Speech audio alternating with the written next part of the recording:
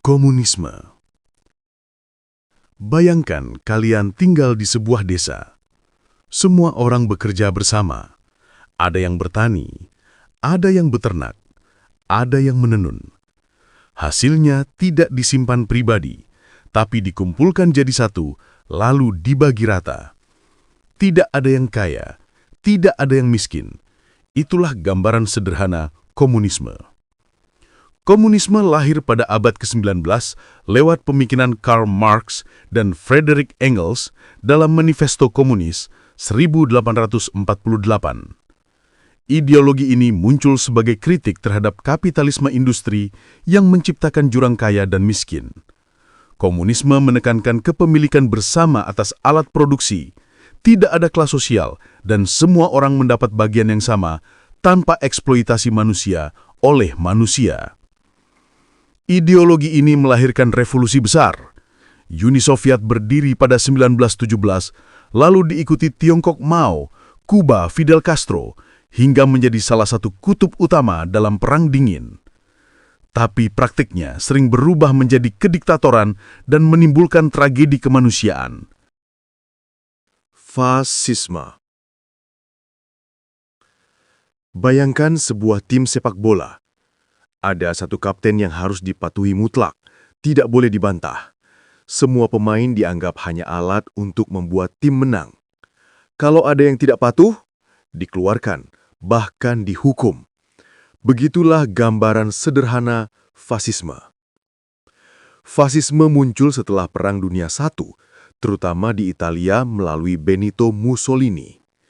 Ideologi ini lahir dari kekecewaan akibat krisis ekonomi, ketidakstabilan politik, dan perasaan kalah yang mendalam. Fasisme menekankan nasionalisme ekstrim, pemujaan terhadap negara, disiplin militer, serta kekuasaan absolut pemimpin. Kebebasan individu ditekan, semua diarahkan demi kekuatan negara. Fasisme menjadi bahan bakar bagi Italia di bawah Mussolini dan Nazi Jerman di bawah Hitler. Ideologi ini menyebabkan Perang Dunia Kedua dan menelan jutaan korban jiwa. Hingga kini, fasisme tetap jadi simbol bahaya kekuasaan absolut. Liberalisme. Bayangkan sebuah pasar malam. Setiap orang bebas memilih mau main wahana apa, beli makanan apa, atau sekadar jalan-jalan. Tidak ada paksaan. Semua pilihan ada di tangan masing-masing. Itulah gambaran sederhana liberalisme. Liberalisme muncul di Eropa abad ke-17 dan 18, terutama saat pencerahan atau Enlightenment. Filosof seperti John Locke dan Adam Smith menekankan pentingnya kebebasan individu, akal sehat, dan pembatasan kekuasaan negara. Inti liberalisme adalah kebebasan individu, hak asasi manusia, demokrasi, pasar bebas, dan kesetaraan di depan hukum. Negara dianggap hanya sebagai penjaga aturan, bukan pengatur hidup warga. Liberalisme melahirkan demokrasi modern di Barat, sistem ekonomi kapitalis, dan gagasan hak asasi manusia universal. Namun, ia juga menuai kritik karena pasar bebas sering menciptakan kesenjangan sosial. Nasionalisme.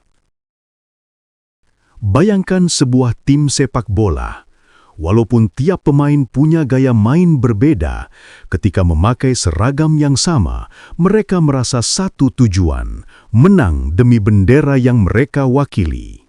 Perasaan inilah yang mirip dengan nasionalisme. Nasionalisme mulai menguat pada abad ke-18 dan 19, terutama di Eropa saat bangsa-bangsa ingin melepaskan diri dari kekuasaan kerajaan besar atau penjajah. Di era modern, ideologi ini juga menjadi bahan bakar gerakan kemerdekaan di Asia dan Afrika, termasuk Indonesia.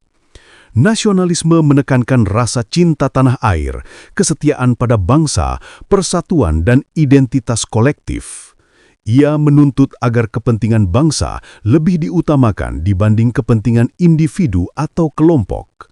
Nasionalisme melahirkan banyak negara merdeka dan memperkuat identitas bangsa. Namun, di sisi lain, nasionalisme ekstrim juga bisa berubah menjadi chauvinisme dan melahirkan konflik seperti Perang Dunia. Sosialisme. Bayangkan, kalian tinggal di sebuah kos bersama 10 orang. Jika hanya satu orang yang beli beras dan yang lain ikut makan tanpa urunan, pasti lama-lama tidak adil. Maka disepakati, semua orang patungan, lalu hasilnya dipakai bersama. Prinsip berbagi inilah gambaran sederhana dari sosialisme. Sosialisme berkembang pada abad ke-19, lahir sebagai kritik terhadap kapitalisme yang menimbulkan kesenjangan tajam. Tokoh-tokoh seperti Karl Marx dan Friedrich Engels menjadi pelopor pemikiran ini. Sosialisme menekankan pemerataan kesejahteraan, kepemilikan bersama terhadap alat produksi, serta solidaritas antar warga. Dalam sistem ini, pemerintah biasanya berperan besar dalam mengatur distribusi, agar tidak ada jurang kaya dan miskin yang terlalu lebar. Sosialisme melahirkan berbagai sistem politik dan ekonomi, dari negara kesejahteraan di Eropa hingga bentuk ekstrimnya dalam komunisme. Ia membawa ide keadilan sosial, tapi di sisi lain sering dikritik karena dianggap menghambat kebebasan individu. Anarkisme. Bayangkan sebuah kelas tanpa guru. Semua murid boleh bicara, membuat aturan sendiri, dan setiap orang punya suara yang sama. Tidak ada pemimpin tunggal. Semua keputusan diambil bersama. Itulah gambaran sederhana dari anarkisme. Anarkisme muncul pada abad ke-19 sebagai reaksi terhadap negara dan otoritas yang dianggap mengekang kebebasan. Tokoh seperti Mikhail Bakunin dan Pierre-Joseph Proudhon menjadi penggagas utama ide ini. Anarkisme menolak hierarki dan kekuasaan yang terpusat. Bagi penganutnya, masyarakat ideal adalah yang mengatur dirinya sendiri secara sukarela, tanpa paksaan dari pemerintah atau lembaga berotoritas. Kebebasan individu dan kerjasama sukarela adalah kunci utamanya. Gerakan anarkis sempat mempengaruhi banyak protes buruh dan revolusi, terutama di Eropa dan Amerika Latin. Namun ide ini juga sering dianggap utopis dan sulit diterapkan dalam skala besar karena rawan menimbulkan kekacauan tanpa struktur yang jelas. Monarkisme. Bayangkan sebuah keluarga besar di mana semua keputusan rumah tangga selalu ditentukan oleh kepala keluarga. Tidak peduli berapa banyak anggota lain yang punya pendapat, kata terakhir tetap berada di tangan satu orang. Begitulah kira-kira gambaran sederhana dari monarkisme. Monarkisme adalah salah satu bentuk ideologi politik tertua di dunia, berakar sejak peradaban kuno. Kerajaan Mesir, Tiongkok, hingga Eropa abad pertengahan menjadikan raja atau kaisar sebagai pusat kekuasaan, bahkan sering dianggap sebagai wakil Tuhan di bumi. Monarkisme menekankan kekuasaan yang diwariskan secara turun-temurun. Dalam absolutisme, raja punya kuasa penuh tanpa batas. Sementara dalam monarki konstitusional seperti Inggris modern, raja hanya simbol negara dan kekuasaan diatur oleh hukum serta parlemen. Monarkisme melahirkan kerajaan-kerajaan besar yang pernah menguasai dunia seperti Kekaisaran Romawi, Inggris Raya, dan dinasti Qing. Namun banyak monarki absolut runtuh akibat revolusi dan tuntutan demokrasi. Meski begitu, hingga hari ini masih ada lebih dari 40 negara yang mempertahankan sistem monarki, baik absolut maupun konstitusional. Islamisme.